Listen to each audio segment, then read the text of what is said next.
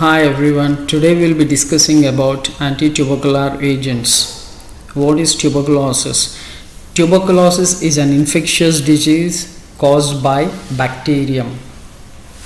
And what is the bacterium which is involved in this infectious disease? That is Mycobacterium tuberculosis. So what does this infection do?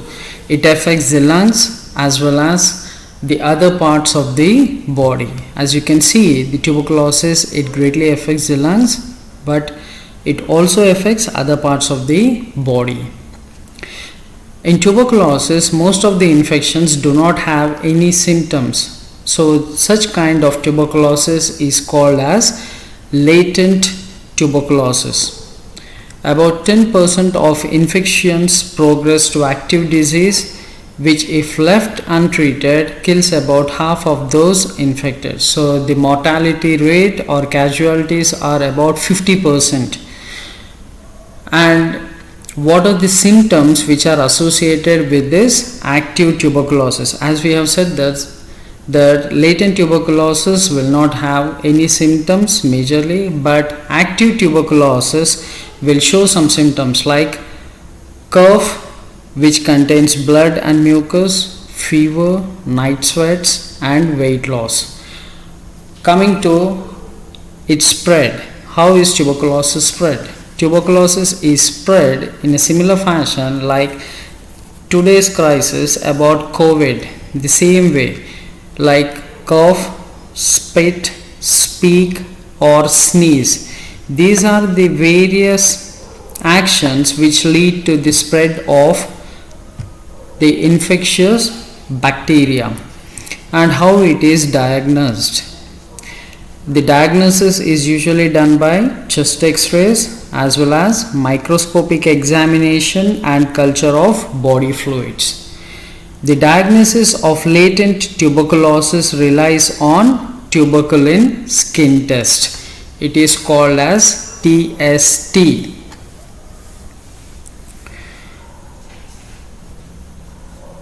So what is this tuberculin skin test? It is nothing but, as we have said, that this tuberculosis is caused by the bacterium Mycobacterium tuberculosis. So during its development or its reproductive cycle, what this bacteria does is it produces some proteins, and because of those proteins there is a delayed type of hypersensitivity skin reaction developed. So that is involved with tuberculin skin test. And how it is prevented? Prevention of TB involves screening those at high risk, early detection and treatment of cases. One thing is we need to detect the patients as well as treat them. Other one is vaccination, as you are very much familiar with BCG vaccine. What it is called? Bacillus calmette-guerin. So this is a vaccine given in order to prevent the infection of tuberculosis as we grow older. Coming to the classification of anti-tubercular agents. The anti-tubercular agents can be classified as first line drugs, second line drugs and third line drugs.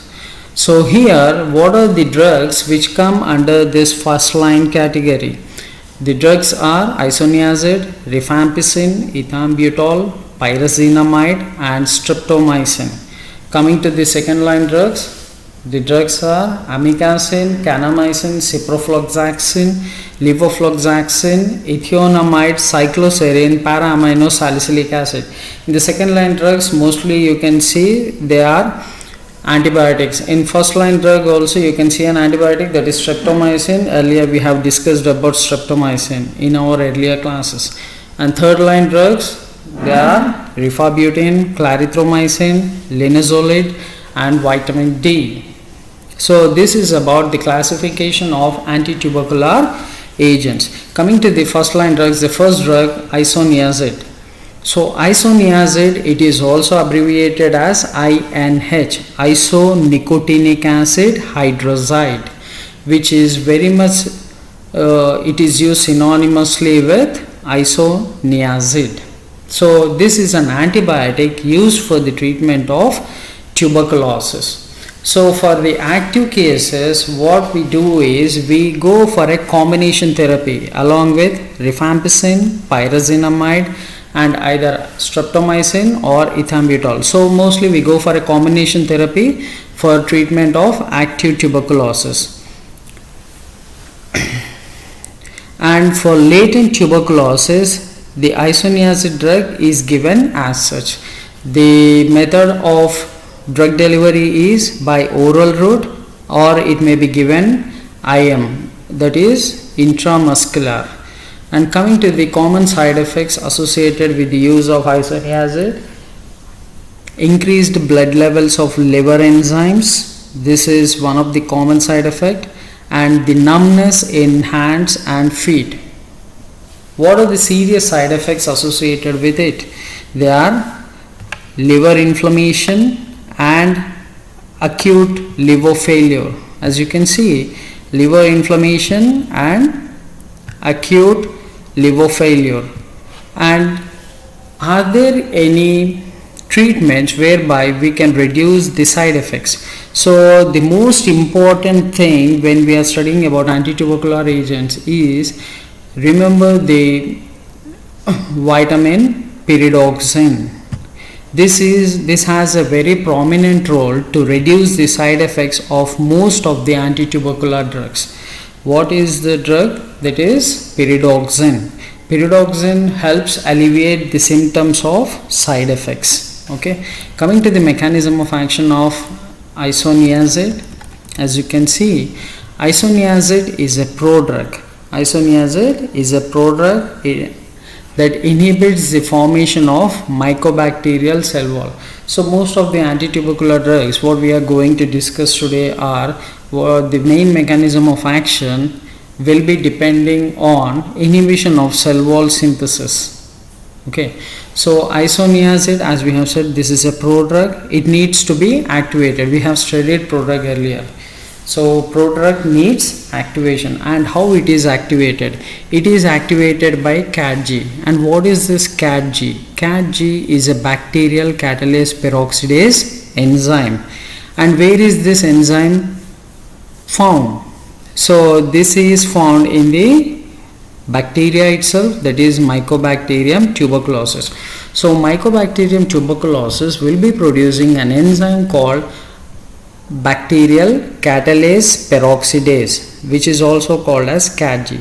So this CATG will be converting the prodrug of isoniazid to the isonicotinic acid acyl radical. Isonicotinic acyl radical. And you people know that what are radicals? These are like free radicals with unpaired electrons, which are highly reactive. You know that free radicals are highly reactive. So the free radical produced during this mechanism is isonicotinic acyl radical. So what this acyl radical does is it couples with NADH, nicotinamide adenine dinucleotide, the reduced form. H means the reduced form of nicotinamide adenine dinucleotide, to form nicotinoyl NAD adduct. And what does this complex do? This complex will tightly bind to the enzyme called enoyl acyl carrier protein reductase. Enoyl acyl carrier protein reductase. What it does is, this reductase enzyme has a substrate called enoyl ACPM. So instead of enoyl ACPM, the adduct, that is nicotinoyl NAD adduct, will complex with the enzyme enoyl acyl protein reductase, and it also inhibits the enzyme called fatty acid synthase. So this fatty acid synthase and this enoyl acyl carrier protein reductase are very much important in the synthesis of mycolic acids. Where these mycolic acids are important components of mycobacterial cell wall, that is Mycobacterium tuberculosis. The bacterium has the cell wall which comprises of mycolic acid. So if we are inhibiting the synthesis of mycolic acid, the cell wall permeability of the mycobacterium will increase. This is how the drug is inhibiting the mycobacterial cell wall synthesis. So quickly we'll go through the mechanism of action. What it does, it is a prodrug, it needs to be activated. And what is the enzyme? The enzyme is bacterial catalase peroxidase enzyme, and this enzyme is abbreviated as CATG, and this enzyme is found in Mycobacterium tuberculosis. So isoniazid, in the first step, the prodrug will be converted to isonicotinic acyl radical, and this radical will couple with reduced form of NADH to form nicotinol NAD addict. Excuse me. And this complex will inhibit two enzymes. What are they? Enoyl acyl carrier protein reductase as well as fatty acid synthase. So by affecting these enzymes, what it does is it interferes with the synthesis of mycolic acids, and when mycolic acid synthesis is inhibited, the mycobacterial cell wall will be development of mycobacterial cell wall will be inhibited. That means it leads to increased permeability. As you can see here, INH, this is the structure of INH. The INH in the presence of CATG enzyme, that is bacterial catalase peroxidase, what it does is it develops a free radical. As you can see here, there is a development of free radical, and this free radical will couple with the reduced form of NADH. The complete structure belongs to NADH. So on coupling, as you can see, there is a linked form between this isonicotinic acyl radical as well as NADH, and this adduct will combine with reductase enzyme, the first step, and later on it will interfere with bacterial mycolic acid, that is fatty acid synthase. This is how the mycolic acid synthesis is inhibited. As you can see, if you go through the structure, this is the complete structure of NADH. NAD, this is the oxidized form and this is the reduced form. As you can see, there are two hydrogens. This is the reduced form and this is the oxidized form of NADH. Okay. And coming to the uses of isoniazid, isoniazid is often used to treat latent and active tuberculosis infections. Isoniazid can be used alone or in combination with rifampin for the treatment of latent tuberculosis. And isoniazid is also widely used in the treatment of Mycobacterium avium complex as a part of regimen including rifampicin and ethambutol. Mostly in case of the treatment for Mycobacterium tuberculosis or any other tubercular diseases, what we go for is a regimen therapy, that is the actual drug along with the combination drug that is prescribed for the treatment. And what is this Mycobacterium avium complex? Mycobacterium avium complex is nothing but this is the bacterial infection in which the bacteria is very much similar to that of Mycobacterium tuberculosis. And these these bacteria which are very much similar to the Mycobacterium tuberculosis are very much abundantly found in the human body, but as far as the host immune system is very active, this Mycobacterium avium complex cannot create any infection, serious infection in the host body. But when his immune system is decreased, then this Mycobacterium avium complex will have significant activity.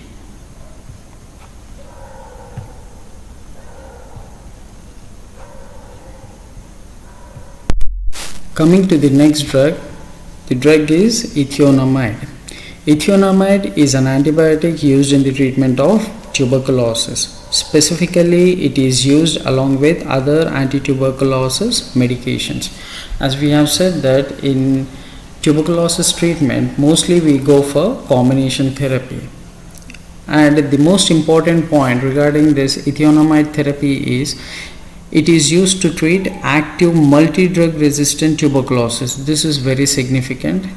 It is used to treat active multi-drug resistant tuberculosis, and it is no longer recommended for leprosy. So the two important points is it is used to treat multi-drug resistant tuberculosis, and another thing is it is not used for leprosy, which is caused by Mycobacterium leprae.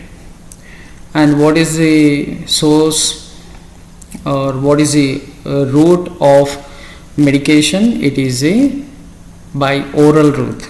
It is by oral route. And coming to the structure of ethionamide, as you can see that the ethionamide structure, it consists of pyridine ring, and as the name says, it is ethionamide. If you split the name, it shows like E, thio, and amide, and E stands for ethyl. As you can see, a substitution of ethyl moiety just adjacent to the nitrogen on the pyridine ring. This E stands for ethyl substitution, and you know that amide is nothing but C double bond O NH2. And what is thionamide? The carbonyl oxygen, if you are replacing it with sulfur, then it is called as thioamide. So the name can be called as ethionamide. Easy to remember. The structure consists of a pyridine ring, and E stands for an ethyl substitution, and thioamide. Amide is CONH2 and thioamide is C double bond S NH2. Next, ethionamide has high rate of side effects. The common side effects include, as you can see, nausea, diarrhea, abdominal pain, and loss of appetite. The serious side effects include liver inflammation and depression. So this drug is contraindicated in people who have significant liver problems. So administering pyridoxine along with ethionamide may reduce these effects. As we have said earlier, in case of INH, like to reduce the side effects, we may go for the adjuvant therapy with pyridoxine. Why? Because it alleviates the symptoms of side effects. That is, alleviate means it reduces the side effects. And what is the mechanism of action really associated with ethionamide? And similar to INH, ethionamide is also a prodrug. So it has to be activated. As we know that the prodrugs have to be activated in the biological medium. Either when we take the drug, it should be activated by some enzyme or by some catalytic reaction. So here, what is the enzyme that is activating the prodrug ethionamide? It is activated by the enzyme ETHA. And what is ETHA? It is a monooxygenase enzyme. So when the ethionamide, the prodrug, is activated, it binds to NAD+, similar to that of NaH, similar to that of INH. And what it does, in the earlier case, the isonicotinol acyl radical was formed, and here we get an intermediate that is not shown, and that intermediate will form an adduct with the similar fashion. What are the two enzymes? One is reductase and the other one is fatty acid synthase. So mostly this ethionamide has the same mechanism of action similar to that of INH. See, as you can see, the mechanism of action is thought to be disruption of mycolic acids. The earlier case also, the mycolic acid synthesis was inhibited. So when the mycolic acid synthesis is inhibited, the cell wall permeability of the bacteria will increase. So here ethionamide is a prodrug, it needs activation, and what is the enzyme involved? It is ETHA, it is a monooxygenase. So the active drug, it binds with NAD+ to form a complex, and that complex will inhibit INHA, similar to that of similar to the case like reductase enzyme was inhibited, and simultaneously fatty acid synthase was inhibited. So this ethionamide and INH mostly they share the same mechanism of action.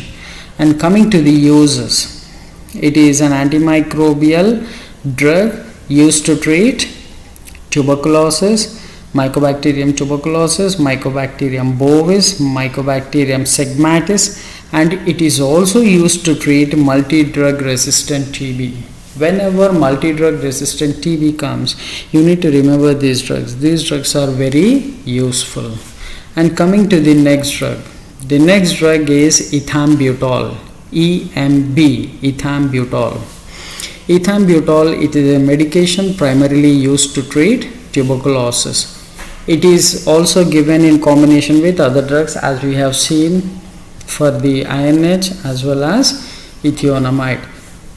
And what are the associated drugs given along with ethambutol? Isoniazid, rifampicin, pyrazinamide. And what it is used to treat? It is used to treat Mycobacterium avium complex, and we have discussed earlier what is this Mycobacterium avium complex. Mycobacterium avium complex is nothing but this is a complex symptoms in the body when the bacteria which are very much similar to that of Mycobacterium tuberculosis, these bacteria usually they are present in the host, but they do not cause any infection as such. But when the immune system of the host is degrading, these Mycobacterium will affect the body. Thereby you can see the symptoms. So that situation is called as Mycobacterium avium complex, and it is also used to treat Mycobacterium cancerci. And what is the route of administration? It is by mouth. As you can see the structure of ethambutol, you may think like how to remember the structure. The most simple way is split the name. As you can see, this is ethambutol. What is the suffix? Ol means it has OH groups, and AM, it has amine groups. Amine, it has amines. It also has hydroxy groups. And butol means it is a butane skeleton containing an OH group. As you can see here, the first part I have split it 1, 2, 3, 4 carbon butane series, and it has an OH. So this is butanol, butol. So how many moieties are present? 2 moieties. As you can see, these are butol, like 1 butanol. And as we have said, this contains amines. And what is the link between these two amines? It is an ethyl moiety. As you can see, this is 1 carbon, this is 2 carbon. The 2 carbon series, it is ethyl chain. As you can see, this is ethyl, and on the either side you can see amines flanking the ethyl moiety. And to this NH moiety, you need to link these two butanol skeletons. So that gives you a structure, ethambutol, easy to remember. And coming to the side effects associated with it, it includes problems with vision, joint pain, nausea, headaches, feeling tired, and other side effects include liver problems and allergic reactions. These liver problems are associated with the other 2 drugs just we have discussed, like ethionamide as well as INH. The most important side effects associated with this ethambutol is those which are related with vision. Like here you can see it is showing the side effect as optic neuritis. What is optic neuritis? It is nothing but the inflammation of optic nerve. And how does the patient see? There is no clear demarcation between red and green color. So that is called red-green color blindness. And here there is a most important thing to be remembered. People taking ethambutol should be monitored for changes in visual acuity and color discrimination. This is the most important point. So the major side effects associated with ethambutol are something which are more peculiar and more specific with this drug treatment are those related with vision, color blindness and optic neuritis, vision, and the people should be monitored by changes in visual acuity and color discrimination. The other side effects associated with ethambutol are peripheral neuropathy, arthralgia, that is joint pains, hyperuricemia, vertical nystagmus. Nystagmus is nothing but uncontrolled movement of eyes. In some patients, they can feel there is an uncontrolled movement of the eyeball. So that is called as vertical nystagmus. And another thing is milk skin reaction. What is this milk skin reaction? So as you know, some people dislike taking milk. So the symptoms associated like hypersensitivity when they drink milk, there are some hypersensitivity reactions occurring. So such kind of situation is called as milk skin reaction. And coming to its mechanism of action. The mechanism of action is the same cell wall. The major target is inhibition of cell wall synthesis, but it has a different mode of attack. So what it is, we will be discussing. Ethambutol is mainly bacteriostatic. You know that static means it inhibits the growth of bacteria. It is not cidal. Cidal means killing, and static means inhibits the growth. So it is a bacteriostatic against actively growing TB bacilli. And how does it work? It works by obstructing the formation of cell wall. What does it do? It disrupts arabinogalactan synthesis. Arabinogalactan, this is some carbohydrate. Arabinose, it is a carbohydrate.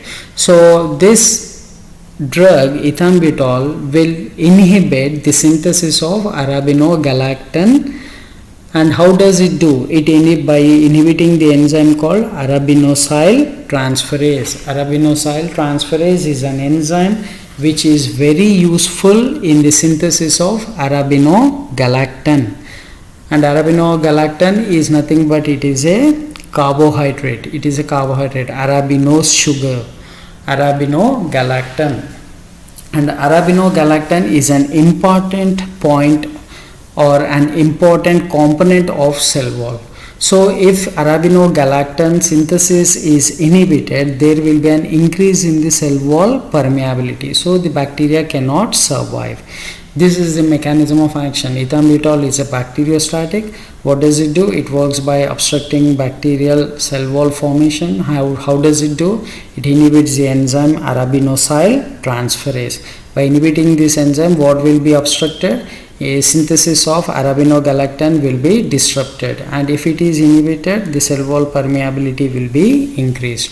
And what are the uses? Ethambutol is used along with other medications, as we have seen. It is used to treat Mycobacterium avium complex as well as Mycobacterium cancer-C. Coming to the next drug, pyrazinamide. What is pyrazinamide? As you can see, what is pyrazine? Pyrazine is a 6-membered heterocyclic ring containing 2 nitrogen atoms at 1 and 4 positions. This is pyrazine. And what is amide? Amide is nothing but CONH2. So just link amide to a pyrazine ring. At 2nd position, you get the structure of the drug pyrazinamide. And this pyrazinamide is a medication used to treat tuberculosis. For active tuberculosis, it is often used along with rifampicin, isoniazid, and either streptomycin or ethambutol. We have been seeing that every drug of this anti-tubercular drugs, it has to be given in a combination therapy, more or less. Mostly it will be given in a combination therapy. And it is not recommended for latent tuberculosis. This is an important point. Pyrazinamide is not preferred for latent tuberculosis. What is the route of administration? It is by oral route. What are the common side effects associated with it? The common side effects include nausea, loss of appetite, muscle, joint pains, rash. These are very common. And the side effects associated, serious side effects like gout. Gout is nothing but it is a form of arthritis.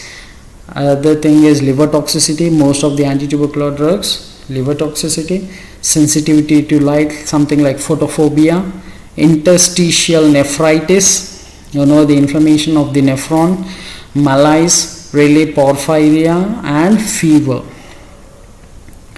And coming to its mechanism of action, pyrazinamide is also a prodrug.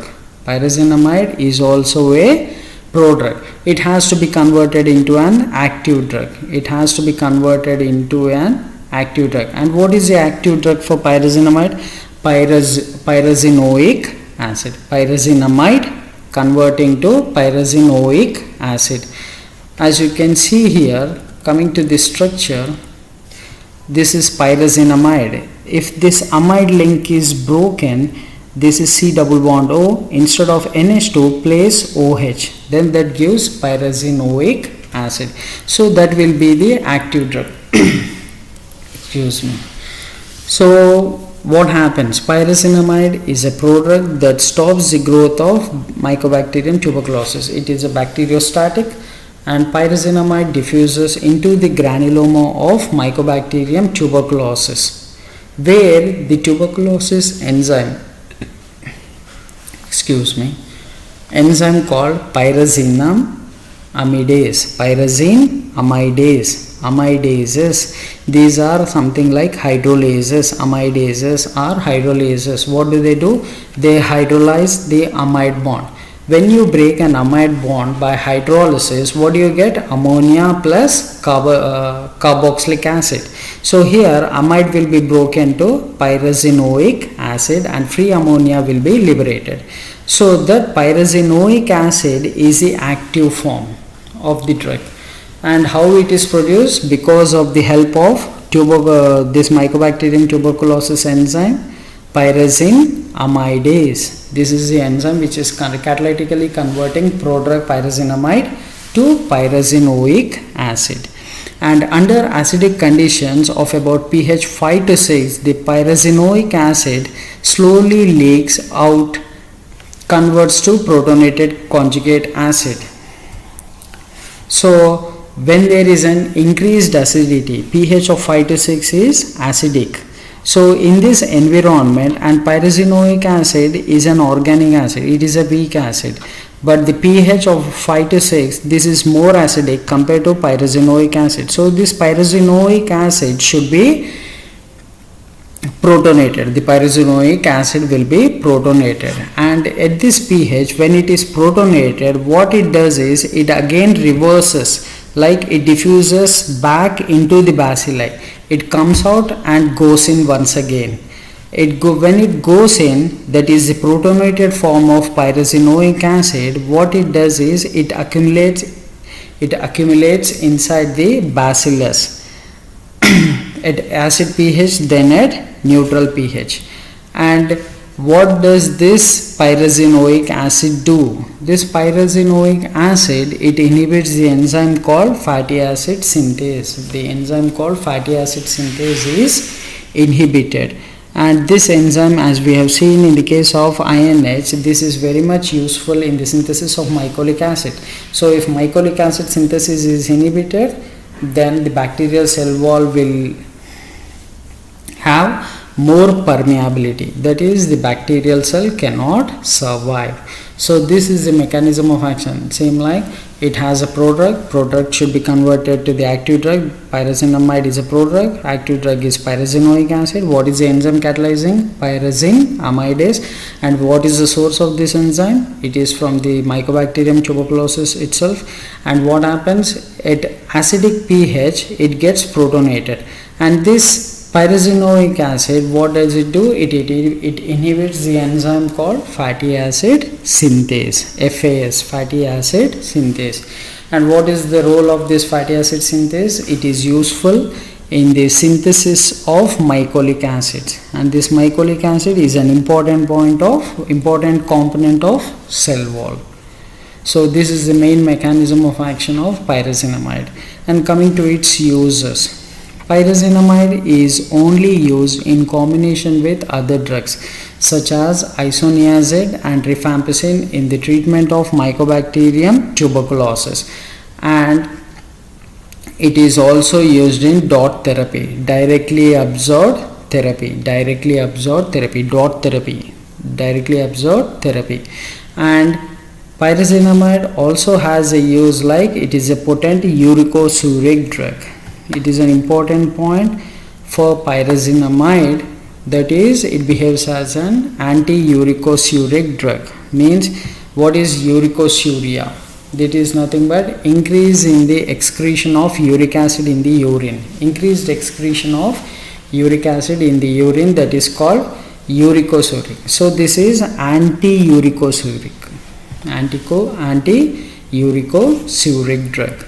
And coming to the next drug under this class of antitubercular agents is para-aminosalicylic acid. Para-aminosalicylic acid, it can also be called as 4-aminosalicylic acid. And what is salicylic acid? As you know that salicylic acid contains a benzene ring with a carboxyl group. Then that is called benzoic acid. If you place on the ortho position, if you place an hydroxy group, then that is called as salicylic acid. So benzene ring with a carboxyl group, on the ortho position you have a hydroxy group, you get the structure called salicylic acid. And at the fourth position, that is para position to the carboxyl group, if you place an amine, then that is called para-aminosalicylic acid. And coming to its details, the para-aminosalicylic acid, it is an antibiotic primarily used to treat tuberculosis. So para-aminosalicylic acid belongs to the class of antibiotics used to treat tuberculosis. It is specifically used to treat active drug resistant tuberculosis. So when the tuberculosis is resistant to drugs, so we go for para-aminosalicylic acid. It is used to treat active drug resistant tuberculosis along with other medications. It has also been used as a second line agent to sulfasalazine in people with inflammatory bowel disease. It is also used as a second line agent to sulfasalazine in the treatment of diseases like ulcerative colitis and Crohn's disease. What is Crohn's disease? Crohn's disease is nothing but it is also a kind of inflammatory bowel disease. This is something related to the excretory system. Inflammation in the GIT. Inflammation in the GIT that causes inflammatory bowel disease. And Crohn's disease is a kind of inflammatory bowel disease. And what is the route of administration of the drug? It is taken by oral route. The common side effects associated with this drug are nausea, abdominal pain and diarrhea. The other side effects like liver inflammation or liver toxicity, this we have been seeing in most of the antitubercular drugs, and other allergic reactions. Coming to the mechanism of action for para-aminosalicylic acid. So coming to its mechanism of action, what does it do? It inhibits the enzyme. The first step, as you can see, the drugs dapsone, para-aminosalicylic acid and sulfonamides, they are mostly inhibiting folate pathway. This pathway is called folate pathway. They are the inhibitors of folate pathway. So here these drugs, what do they do is, in the first step they inhibit the enzyme called dihydropteroate synthase. Dihydropteroate synthase. And how does this dihydropteroate synthase catalyze a reaction? The first step is pteridine when combined with PABA, para-aminobenzoic acid. Para-aminobenzoic acid. What is the structure?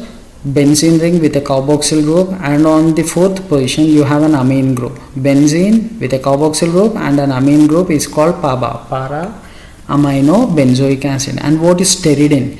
Pteridine ring is nothing but a pyrimidine ring. What is pyrimidine? Pyrimidine is a benzene ring containing 2 nitrogen atoms. It has heteroatoms.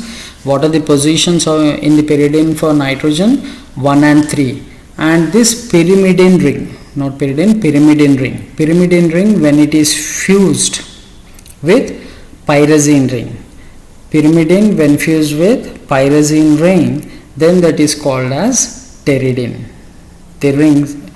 So pteridine is not monocyclic, but it is bicyclic. One cycle is pyrimidine ring, the other cycle is pyrazine.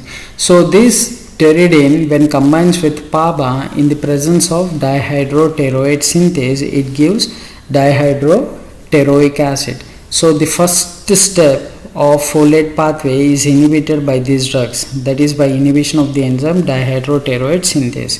So here the synthesis of dihydropteroic acid is inhibited, and once this is inhibited, the other parts are inhibited, like the dihydropteroic acid will be converted to dihydrofolic acid in the presence of dihydrofolate synthase, and this dihydrofolic acid will be converted to tetrahydrofolic acid in the presence of reductase. As you can see, this is dihydrofolic acid and tetrahydrofolic acid.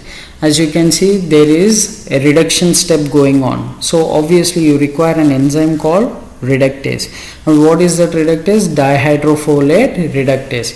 So what is the ultimate component that that is required in this folate pathway is synthesis of tetrahydrofolic acid. So ultimately these drugs like dapsone, para-aminosalicylic acid and sulfonamides, they are inhibiting the synthesis of tetrahydrofolic acid. So here we come, the first step, pteridine plus PABA, para-aminobenzoic acid, in the presence of dihydropteroate synthase, it will be converted to dihydropteroic acid, and from dihydropteroic acid, dihydrofolic acid has to be synthesized. And what is the enzyme? Dihydrofolate synthase. So dihydrofolic acid will be converted to tetrahydrofolic acid in the presence of dihydrofolate reductase. So ultimately these drugs are inhibiting the synthesis of tetrahydrofolic acid. As you can see here, para-aminosalicylic acid has been shown to be a prodrug, and it is incorporated into the folate pathway by dihydropteroate synthase and dihydropteroate synthase as well as dihydrofolate synthase to generate a hydroxyl dihydrofolate antimetabolite, which in turn inhibits dihydrofolate reductase enzyme. So what are the enzymes involved in this folate pathway? One enzyme is dihydropteroate synthase, the other enzyme is dihydrofolate synthase, the other enzyme is dihydrofolate reductase. What is happening? The para-aminosalicylic acid is a prodrug, and this prodrug it generates a hydroxyl dihydrofolate antimetabolite. So this antimetabolite is the main source which is causing the blockage of these enzymes. What are the enzymes? Dihydropteroate synthase, dihydrofolate synthase and dihydrofolate reductase. So para-aminosalicylic acid, if you are given a question like which category it belongs to, para-aminosalicylic acid, you can straight away say that it is an antimetabolite.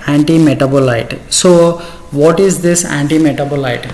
It is something which is related to metabolism, and for the metabolism of folic acid, the para-aminosalicylic acid is acting as antimetabolite. It is acting as antimetabolite. So it belongs to the class of antimetabolite. Para-aminosalicylic acid, it belongs to the antimetabolite category. And what are the enzymes associated with this inhibition? Dihydropteroate synthase, dihydrofolate synthase and dihydrofolate reductase. So this is the main mechanism of action of para-aminosalicylic acid. And coming to the uses, it is used for the treatment of tuberculosis infection. And there are two drugs for which the synthesis has to be studied. The synthesis of isoniazid, which is very simple. You know that isonicotinic acid, what it contains? It contains a pyridine ring with a carboxyl group, C double bond OH.